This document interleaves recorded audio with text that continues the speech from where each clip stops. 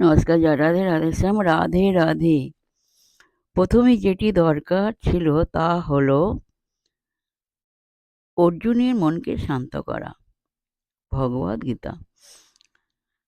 কারণ কেবল তখনই তার পক্ষে যুক্তিপূর্ণ উপদেশের কথা শোনা সম্ভব, তার আগে নয়। তাই শ্রীকৃষ্ণ অর্জুনকে কঠোর ভাষায় আহ্বান জানাচ্ছেন। গীতা 2 নম্বর অধ্যায় 3 নম্বর শ্লোক।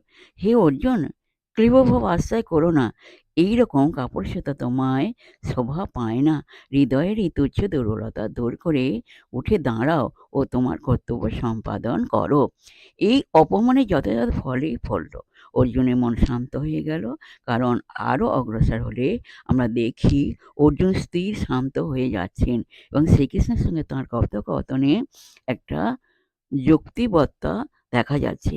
এখন তিনি তাঁর সংশয়গুলিকে আরও সংহত ভাষায় এবং অধিক দুঃখ আবেগ ব্যতিরেকেই ব্যক্ত করছেন।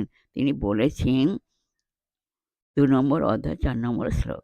ভীষ্ম দ্রোণের সঙ্গে বাম দিয়ে কী করে আমি যুদ্ধ করব? তাঁরা আমার পূজনীয় গুরুজন এবং সকলের শ্রদ্ধার পাত্র। 2 নম্বর অধ্যায় 5 নম্বর শ্লোক। এই সব মহানুভব সম্মানীয় শ্রদ্ধেয় গুরুজনদের বধ করার চেয়ে এই সংসারে ভিখারির জীবনযাপন করলেও আমার কল্যাণ হবে।